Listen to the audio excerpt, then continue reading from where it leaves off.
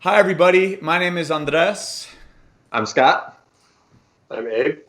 and welcome to Between Two Stands, a show that takes a closer look at the personalities that make up the Detroit Symphony Orchestra. In the past, we've had the pleasure of getting to know five orchestra members, and have had some pretty easygoing and lighthearted discussions. But sometimes it's just as important to have conversations that maybe don't come as easy. In light of recent events concerning the death of George Floyd and the civil unrest it has sparked nationwide, we really wanted to take this episode to open a conversation about the lack of diversity in our world of classical music, particularly in the Black and Hispanic communities. With us to discuss that topic is our very own principal trombone Ken Thompkins and bassoonist and podcaster Garrett McQueen. Ken did his undergraduate at Northwestern University and his master's at Temple University. He was a member of DSO's African American Fellowship Program before winning jobs with the Buffalo Philharmonic and the Florida Orchestra. He then went on to win principal trombone with the DSO. He's performed with many of the major orchestras around the country, as well as soloed with the DSO and the New World Symphony. He has also been asked to play and conduct master classes at many of America's elite music schools as well. Ken, thank you for joining us. Great to be here. And originally from Memphis, Tennessee, Garrett has played bassoon with esteemed orchestras across the country and has played in many chamber ensembles as well. He also has played on indie rock recordings as well as Broadway musicals in the Memphis area. He's a strong advocate for diversity in classical music and the advancement of Black musicians. He's an executive producer of an incredible podcast called Triloquy, which discusses true stories from the fringes of classical music. He also hosts the nationally syndicated radio program Music Through the Night. I also wanted to add that Garrett and I went to school together at USC, and we play in the annual Sphinx Orchestra every year, an orchestra that aims to transform lives through the power of diversity in the arts. He was a DSO African American Fellow. He has this Triloquy podcast, and he currently resides in St. Paul, Minnesota, which is the epicenter of the current civil unrest. I couldn't think of a better person to be joining us. So, Garrett, welcome. Good afternoon. Thanks for having me. That was a mouthful. I did want to just say, as we were kind of compiling this, Scott and Abe, I think you can agree, but I noticed as we were coming up with questions, like, I noticed it was kind of difficult to figure out wording, and I was noticing, is this going to be offensive to this person? Are people going to be listening and be, so I just feel like it showed me that these conversations should be happening. It was just an extra validation that this stuff really should be we should be talking about this more. I don't know about Scott and Abe if you agree with that, but. Well, whenever race is brought up, like I'm aware of my looks. Like I'm definitely a white, blonde-haired, blue-eyed man, cis het. Like we're talking every advantage has been thrown my way. And I'm aware of that. And so every time race or these marginalized people. When that topic comes up, it's easy for me to get uncomfortable and just not talk about it. So I'm really relieved and happy to have the conversation. I want to be part of the conversation. So, but it's also hard to find a starting point. And I actually really respected the Triloquy podcast to just be a window. Yeah. So Garrett, you recently wrote an article entitled "The Power and Complicity of Classical Music." And you ended it by saying, if classical music is going to thrive in our ever-changing world, so must the conversation surrounding it. I loved that quote. So I want to start this conversation by asking a very simple question, which I was actually asked 2 or 3 days ago. But the question is, why aren't there more people of color in classical music? And maybe more specifically, you would think with Detroit being almost 80% Black, there would be more representation on stage. Why isn't there? And, I kind of open that up to everybody. Well, if you took a look at the essay, you might remember that I briefly went into the conversation of defining that phrase, classical music. So the further I've gone on this journey of mine, the more I've had to sort of think about things differently. So when I hear the question, why aren't there more people of color in classical music? I sort of question that person's definition of classical music. We're all creating, things that are unique to our experiences and to our culture, just as all of these so-called great composers did. So I think when we ask that question, why aren't there more people of color in classical music, we need to step back and think about what we're considering classical. Why are we setting that aside? And is the answer to the question different if we look at this on a broader scale? Now, why aren't there more people of color in orchestras? If we want to ask that question specifically, I think it goes into the pathways of education, what folks are exposed to, the investments that are required so early on. My parents had a problem keeping up with the reads I needed. Much less going to take lessons or anything like that. And of course, you have your anomalies, but by and large, I think access to the pathways have been one of the main reasons why there's so few people of color playing in orchestras. Beyond that, I would say it's also an interest. The way that instrumental music is presented in schools does not always speak to the culture of all of the kids at those schools. I think more times than not it doesn't. So it's a mix between access to that pathway and a presentation of the art form that is actually culturally competent and equitable and relevant to the community that's trying to be served. Long answer there, but that's kind of what I think. I figured these are going to be long answers for every one of these, so it's all good. So if I can jump in, I'd also like to say that, it really is a relatively recent phenomena that professional orchestras are a welcoming space to people that aren't white. Okay. So, Do you mean specifically on stage or in the audience or just all of the above? all the above. All the above. Just recent as in, like, say, 30 plus years. But, there's been, of course, people of color that are fantastically talented throughout the years. But when it came to the question of, is this for me? They would, ask their tutors, their private teachers, do you think I have a shot at this? Many people were actively discouraged. Well, I don't know any Black people in orchestras. This isn't for you. This isn't your path. I personally know people that, they've been told these things, who were tremendously talented. Some went on to be, great performers in orchestras. Others went into other things, jazz, and fantastically talented.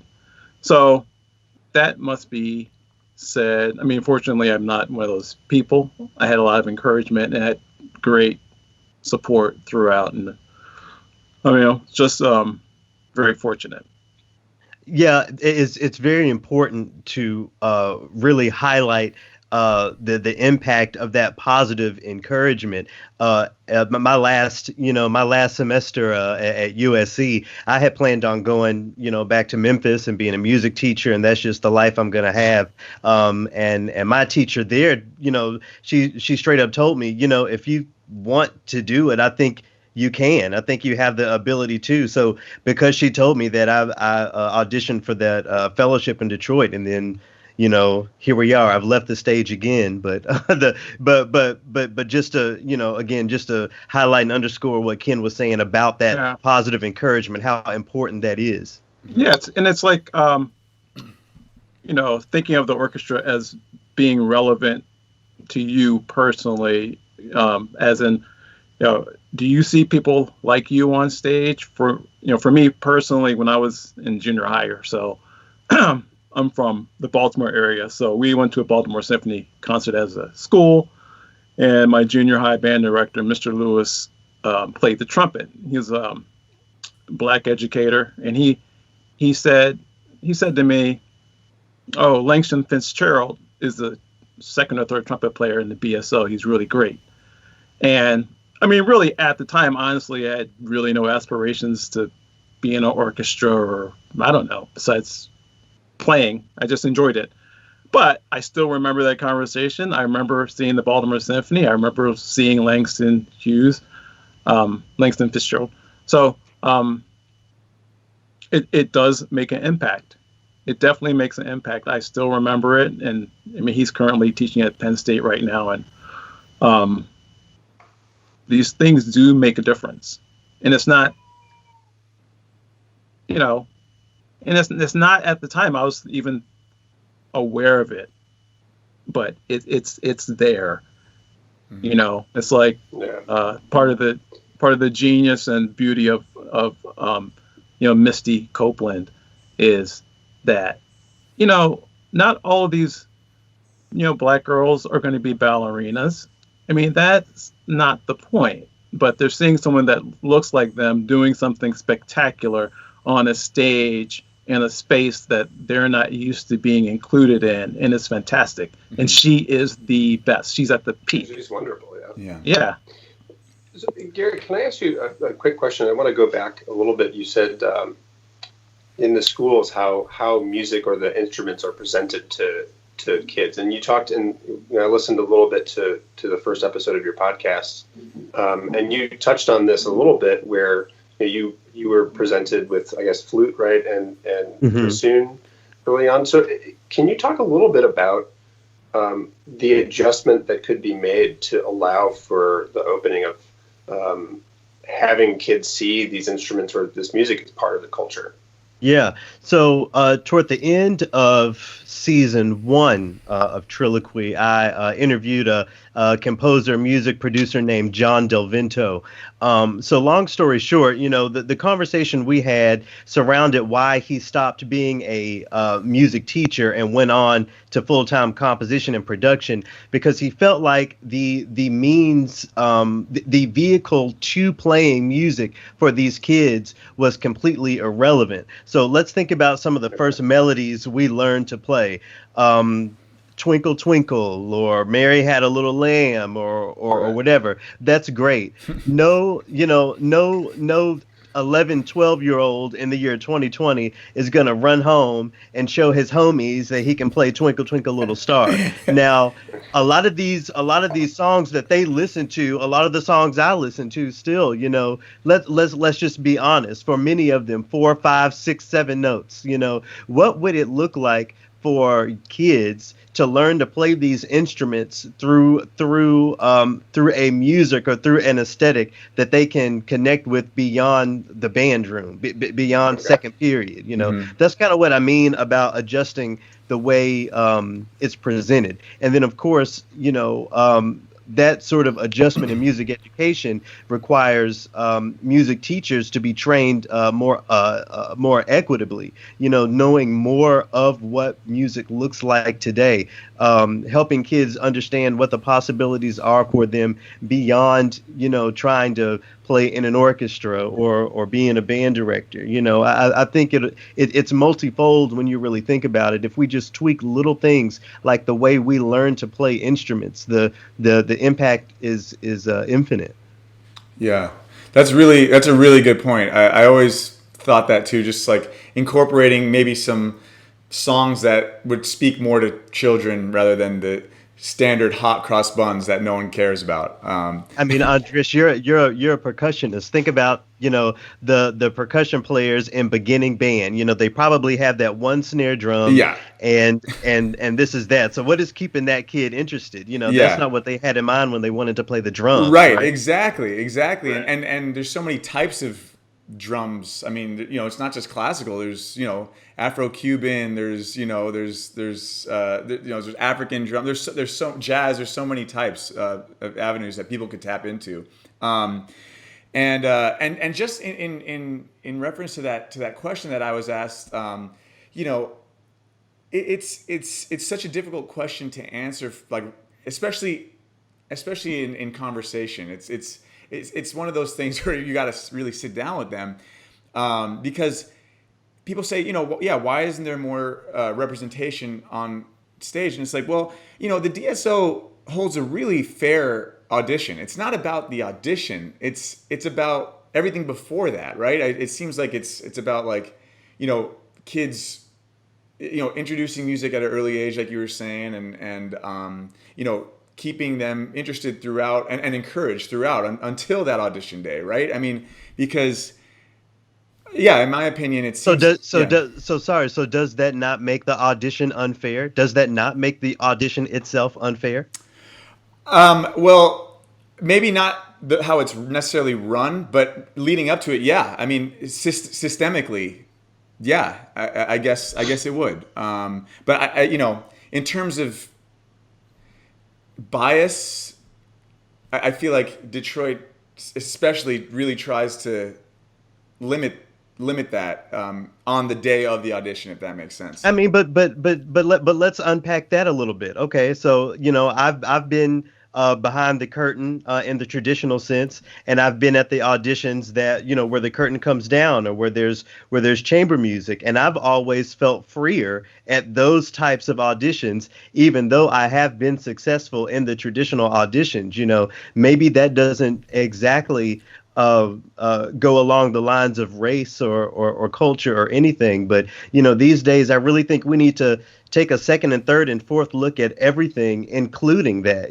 That's what people are learning, that their perspectives on things weren't always the perspectives of everyone. Mm-hmm. So if we're genuinely trying to diversify American orchestras, we have to change everything, including the way we look at the audition process. Mm-hmm. So you mentioned behind the curtain. I'm just going to clarify that auditions are held behind a curtain, so nobody can see who's playing and nobody can recognize who that is, or hopefully anything about them visibly or anything. But I wanted to ask you, you said you felt more free when the curtain came down and you could be seen. Right. Is that what okay, I just wanted to make sure I understood that. That's interesting. I mean, because you're performing. That's what we all love to do, right? Perform. And that's what I felt like I was able to do under in that circumstance, And by that time, it was the finals of the audition. So, people, these days making it to the finals feels like winning in many ways. So the fear was gone. Yeah, that's true. Ken, do you agree? I mean, do you agree with that? Like, in terms of just, once, I mean, I guess your audition was a while ago, but do you remember when that happened? The day. Yeah, day of that? I can still remember. I'm not that old. So I agree that really all aspects of the audition process need to be examined, and I mean, it's fair. I can honestly say I don't even know what's fair anymore. People say things are fair, but it's hard to really honestly say. I mean, you can always say something's not fair if you really dissect and look at what's happening broadly. Mm-hmm. As Garrett was talking about how, people have different opportunities and different upbringings, and all of that leads up to those moments when you have the big opportunity. Are things really fair? I would say no. But what's fair? Mm-hmm. Not too many things are fair, honestly. So, but as far as the way auditions are run, you could say it's fair more or less. Look, if we have 100 applicants at an audition and 3 are black, 3. So you go through your first round, you have 100 people. You go to your second round, you're down to 10, right? Right. I mean, right then, you're down to 10 people. There's a good chance 2 or all of the black applicants are gone. And then you get down to the finals, maybe 2 or 3 people. So until, when we get to the point where we have like 10% of the applicants are musicians of color, I think we have a real shot of improving. So we need to get the the people here that are ready to go and actually auditioning. I mean, if we're constantly at the 1 to 3%, not much is going to change. But there's a lot of talent out there. There certainly are musicians of color that are ready for these positions. Yeah. So, and we all know people who, whether it's personality or even their race or skin color, who once you get the job, they have problems with tenure, with keeping the job, not because of their playing, but because of certain things that rub people the wrong way or whatever, which is a whole other Well, it's totally subjective too. So it's you can say you don't like somebody's sound when it really means something else. Right. Well, from my experience, people that don't get tenure, I mean, a lot of times it's not subjective. It's concrete. Okay. Let's say Johnny or Susie has a problem making it to rehearsals on time and sober, and prepared to play week after week after week. Johnny or Susie really has a problem taking direction week after week after week. I mean, so a lot of times it's very concrete things, whether it's addressed in a concrete and direct fashion or not, that's something different. And many times problems are not addressed in direct manner. So there's a lot of things that go on.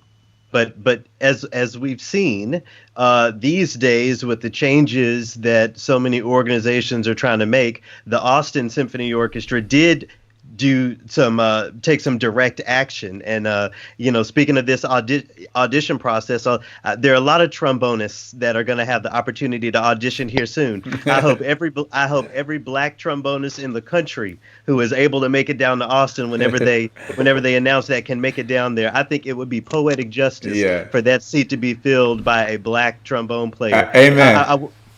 Ken, I wonder what your opinion on that whole situation is. Well, I was not familiar with this trombone player, so I got on Facebook and I saw some of the stuff that she wrote, which was disgusting, and it's disgusting.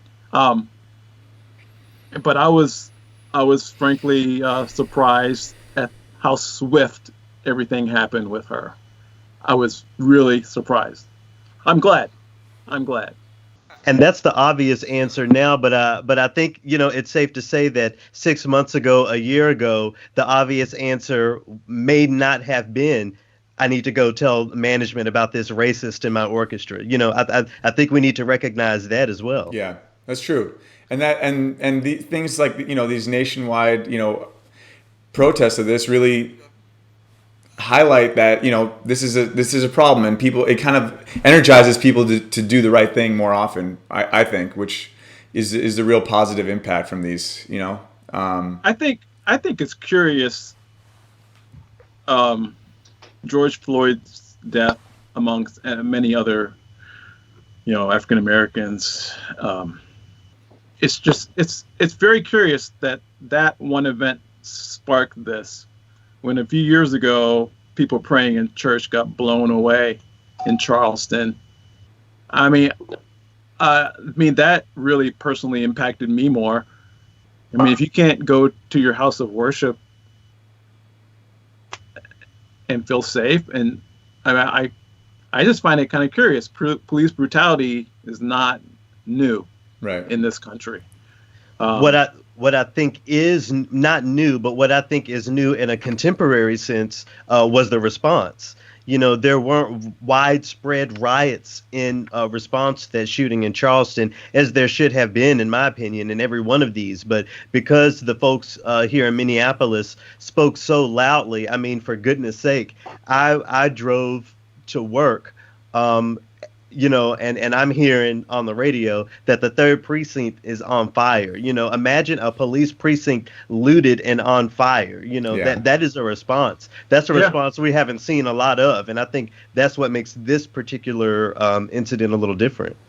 I mean, I have a theory about some of this, which I don't know if I'll just say it. I think that the Charleston shooting, tragic. I'm wondering if the pandemic keeping people from work and making people unable to ignore how blatant these acts are has contributed to just like a broader social awareness.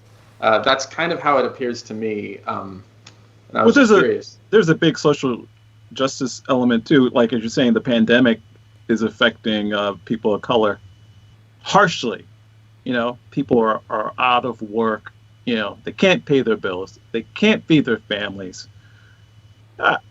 People are at home and they're watching this stuff, and there's, there is a boiling point as we've seen, but there's a lot that the pandemic has contributed to, and our national leadership or lack of leadership has contributed to all of this. Yeah. I mean, it just takes a few words. We are in this together. This is your country. We are all Americans. But, some people can't say that. Right. So, Andrés, to tie this back all the way around to your initial question, why aren't there more people of color? Why aren't there more black people on the stage?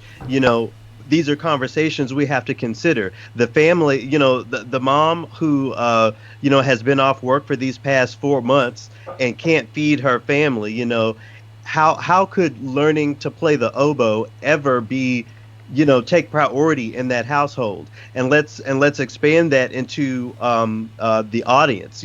We could say, well, at least those folks could come see a show. Well, let's think of that same family. Why would they ever come into Orchestra Hall? What place is there in their life for for them to be able to appreciate something that an orchestra is offering? Right. Those are just two examples of the manifestation of that lack of diversity in the concert hall, on the stage, and in the audience. Yeah, thanks. That's a really good point. And kind of, well, along those lines, I did want to kind of mention, we talked about this a little bit before, Garrett, before you came on a couple of days ago, but, something like the African American Fellowship Program that the DSO has and several other orchestras have around the country, one would think that's designed to help, catapult African American musicians into an orchestra with a permanent job.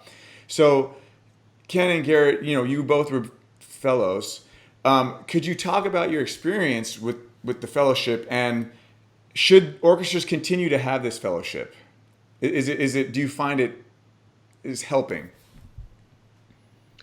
Well, it's multi-layered for me. It's multi-layered. The short answer is, at that point in my career, I had already, celebrated a few successes. So to go and play a job in which I had to fit more into the student role, more into the mentee role, was just not for me. Mm-hmm. Now, with that being said, the experience is invaluable, and I think I had the unique opportunity of getting more of that, real on the spot, experience, playing principal on some of those concerts, so I'm, and obviously that played a big role in the successes I saw afterwards. But all in all, I've been disappointed with fellowship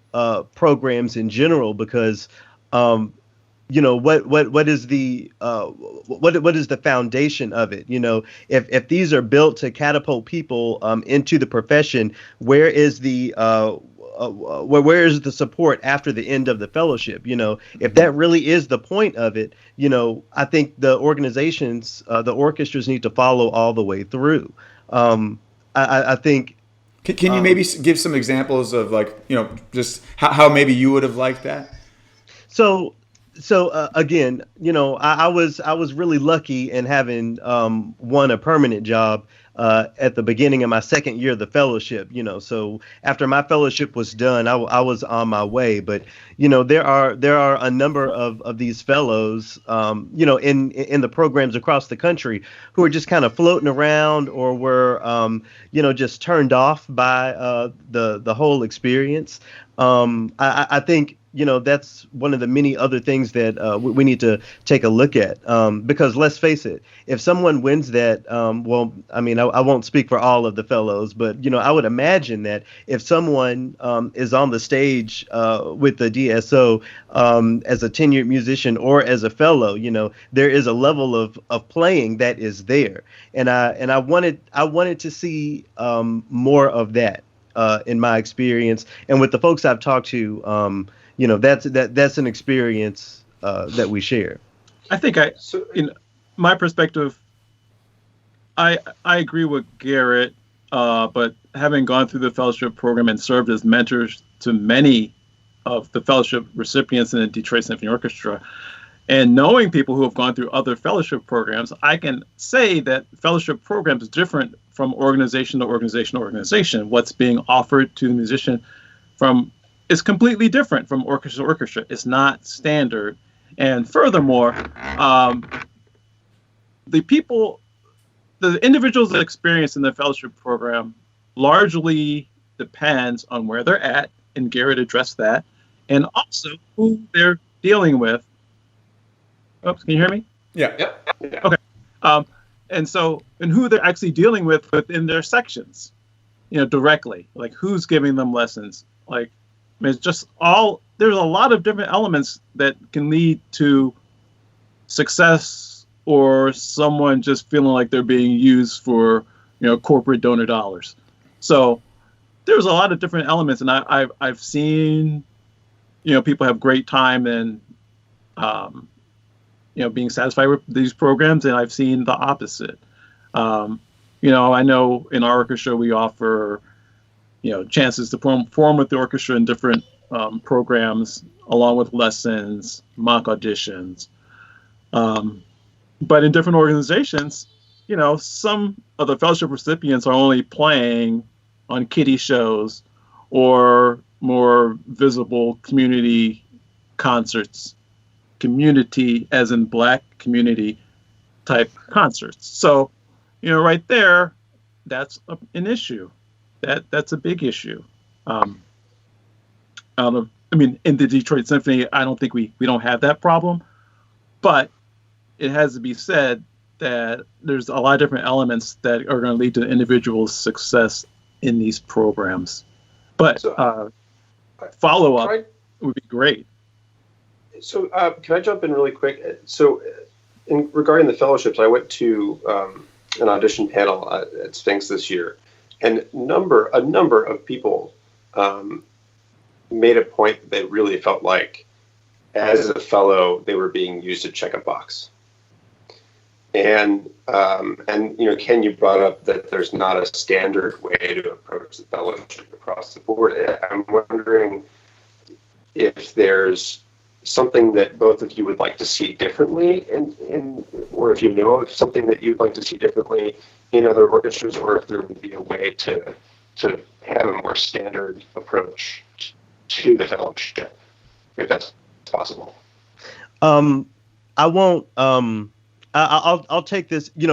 For the sake of objectivity, I'll take it away from the DSO. So, one of the orchestras that I've worked with, their fellowship program is only available for instruments for whom the principal of that section agrees with. Okay, so let's say the principal sousaphone player doesn't really believe in the process and the goals of a fellowship program. Well, they don't offer that. They don't offer the fellowship program to folks who play that instrument. Okay, so I feel like there are gradients of that across the fellowship programs. the fact of the matter is, not everyone in all of these orchestras with fellowship programs is fully invested in the goal and the initiative of it. And that's just the fact of the matter. That counts for the DSO. So I think moving forward, what I would love to see these orchestras do is to clean up the house a little bit, to do a little bit of that housework so that when a fellow comes in, they are legitimately welcomed and they feel welcomed in a real way, not just tolerated, not just, you're the new fellow, but you are a part of this orchestra as much as we are for the time that you're here. Okay. Yeah. But there has to be buy-in from top down, and I'm speaking of course. Yeah, I'm talking about from not the Detroit Symphony, but from other orchestras that I know have had problems. There's not buy-in, and they are creating programs to check boxes. It's just a fact. It's just a fact, and it's not very well thought through. And they bring young musicians of color in who are not familiar with the territory. They might not know anyone, and people don't really care if they're there or not. So, I mean, how can you have a successful program if you have so much uncertainty? They're not really wanted. There's no program to ensure their success.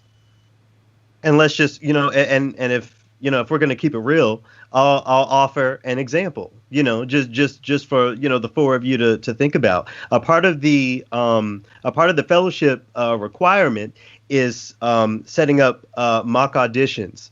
It is insanely hard to get any of you to stick around after a rehearsal, especially a double, to hear a mock audition that you're not being paid for. So whatever needs to happen for that to be easier for the fellow to deal with, that's one of the things, just to offer a concrete example, just so that, it doesn't seem like I'm just talking about things, that is one in many examples I could give. So it just sounds like maybe creating more guidelines, not for you, but for the DSO to kind of make this more of a accepted and institutionalized thing where it's not, it's just everyone's on the same page, and it doesn't differ from instrument to instrument or person to person.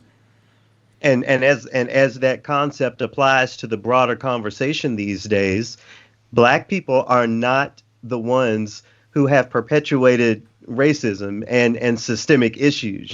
We are not guilty of that in the same way that musicians and potential audiences of color are guilty of any of the problems that American orchestras have. It's all about what's happening on the inside, and it's going to take change from the inside. Exactly. Yeah. So kind of going along those lines, some people have brought up to me even that, for example, orchestral music isn't as much a part of Black and Hispanic cultures. Therefore, we may not ever see dramatic change in those communities, which I think is BS. But so we've discussed some of the problems with our current system that we have. But I would like to move our eyes forward to, towards something maybe a little bit more hopeful and have a hopeful tone, and ask you guys, how can the classical world move forward? How can we? What are some ways that we can, help these issues? And I'm not asking for answers and that everything's going to fix, but I think just maybe just discussing it would even have would be important.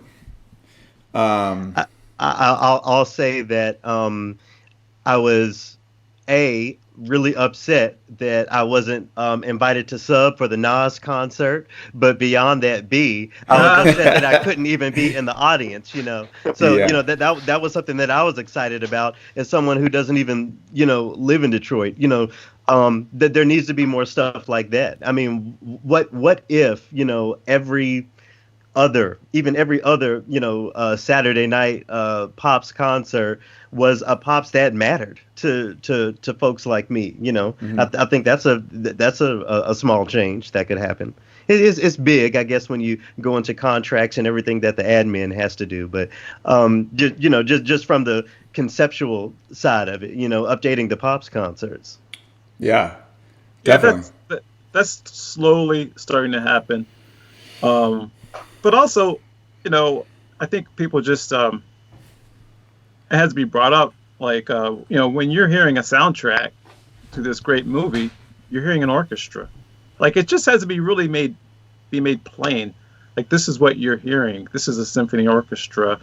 It's not all Bach and Beethoven and Brahms, but that's the beauty of what you're hearing, and just keep on making it more and more relevant.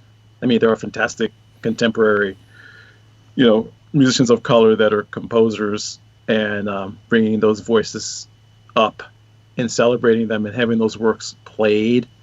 And oftentimes, well, I shouldn't say oftentimes, but sometimes some of the devices used are more urban, have more urban elements in them that are more relatable to more people across the board.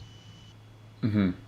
The Nas concert, for example, from a performer's perspective, I loved seeing, not only just playing the music and playing with Nas because he's a icon, but just the audience, man. I mean, the audience was so much fun and lively, and it was just a totally different concert experience as the musician playing. So like I loved it, and I think there needs to be more music like that. And we have a flourishing Latin community here in Detroit too, which I feel like we could be incorporating so much more music that resonates with that community too. So but yeah, I think it was great, and it was a totally different experience from the performer's aspect. Yeah, there's the element of joy was so plain. People were exuberant and really happy to be there. They're smiling, not snoring. So yeah, it's pretty obvious. It was a much different vibe than normal. I mean, yeah, everything that Garrett missed. Sorry. Oh no, I was just gonna say, and compare that to when, I don't know, I'll name something. Compare that to when Sibelius 1 is on a concert. Is it exuberance or is it obedience? Is it I'll sit here and I'll be quiet and I'll wait to clap when it's time? And I mean, right. Again, dismantling the way we think about all of this. We actually had that discussion in our DEI committee here at the Symphony, and there was a big we had a big discussion about acceptance in the audience, not just allowing for people to feel accepted being there, but then also allowing them to feel accepted for clapping in a place that maybe traditionally you're not supposed to clap in, or that kind of thing, or maybe shouting out when you get really excited or something like that. Is that something that, I mean, I don't know if it's how you would change that, but I mean, I think is this culture of like, okay, you sit there nicely, you clap when you're supposed to. And so who was at the concert where we played a movement and this guy shouted out the F-bomb? He was like, oh, yeah. That was so beautiful. That was great. I love that stuff. What was I the love piece? that stuff. What were we playing? I don't remember. I don't think I was there. Was that with Yoder? Was that? Was it Mahler? Mahler Fours? No. Mahler or Sibelius? No. Berlioz? Maybe Berlioz. Maybe Berlioz. Yeah, Berlioz. So a dude laid out the F-bomb. What was the audience reaction? Chuckling. It was funny. Chuckling on stage. Yeah, I mean, I personally, I don't know. I mean, I'm of the school where I think that's great. I love hearing response from the audience, and not so much coughing, but when someone's really loving it. And I mean, we've all played those shows where a kid in the audience is like, wow, or and that's great. That feeling of the stiffness is feels so old and from from another century, which it is, or maybe there is music that could elicit those responses more often. Yeah. Right. Yeah. If if Beethoven 4 doesn't make someone just lose their shit, maybe that means there's more exciting music. Right. That's true. Yeah. That's true. And or even the other way, maybe it doesn't make you happy, but it makes you feel sad or it makes you feel, other kinds of emotions, we could certainly tap into, instead of doing the Beethoven 5 again, which I love. It's an amazing piece. Don't get me wrong, but there's so much more out there that that we can tap into for sure. And we don't have to completely unpack this, but I just wanted to plant the seed. So when you say that Beethoven 5 is this phenomenal piece of music, why do we really say that? I'm beginning to believe that our music education was more of a musical assimilation. How by alongside being taught an instrument, we're being taught that X composers and these pieces of music are, represent the greatest of what it is. And then when you tie that into generational norms, you get to these moments when we just matter of factly proclaim Beethoven 5 as these phenomenal pieces of music, but only because we were bred to believe that, not because it's intrinsically that. Mm-hmm. Mm-hmm. But anyway. Dude, that's for next episode, man. That's next episode right there. We can go through the history of music. I think that's a very interesting point. But as far as that particular piece is concerned, I still remember when I was in college and I spent a lot of time in the library listening to music. And so I was in the library listening to Beethoven 5 and I was so excited. I was genuinely excited. Like I wanted to run around the room telling people how great it was. I mean, a matter of fact, I did. I was like, "You ever hear Beethoven 5? You ever hear Beethoven 5? This is great." People were like looking at me like I was an idiot, but I was really excited. Yeah. Genuinely, truth. It's true. I'll say this: as a musician, Beethoven 5 is my favorite Beethoven symphony because it requires you, at least, when you play the bassoon, it requires you to do so many different dance moves. So you have to do the loud and you have to do the, powerful. But then, in that second movement, there are some solos where you just need to sound beautiful, Yeah. So, but again, my love for that symphony is rooted within, not what is universally true, but what was my education and my experience with that music, by way of my education and my career. Yeah. That's true. As a bassoonist, I could see Beethoven 4 being along the lines of exciting, if nothing else. Yeah, a lot of bassoonists have problems playing that last movement. I'm glad I'm not one of them. Well, listen, guys. Unfortunately, we are out of time, and I feel like we could, talk about this stuff forever. There's so much to unpack and talk about, but I think that at least attempting to fix and start working on some of these institutional issues starts with conversations like these. And I really appreciate all you guys joining us and joining me. And thank you for that. And to everyone watching, please check out Garrett's podcast called Triloquy. You can find it on Spotify or on the podcast app. Any other places you could find it? Or is that... we publish every opus of Triloquy also on the website. So that's TRILLOQUY.org. And then if you're interested in learning more about me, just my name, GarrettMcQueen.com. I host music through the night, Wednesday through Saturday, midnight to 6 a.m. Central. You can check your local public radio station for that. If we are not one of the 300 client stations that I simulcast to, you can stream me online at yourclassical.org/radio. I think that's all of my stuff. Awesome. And yeah, I think I plugged everything. Awesome. And I play bassoon if you want to hire me for that too. Yeah. And honestly, it's an incredible podcast. So definitely check that out. And Ken, thank you so much for joining us, man. It's really good to see you and hope to be playing music with you soon. Yeah, great to see everyone. Thank you. All right, take care, everybody. Thank you for joining us.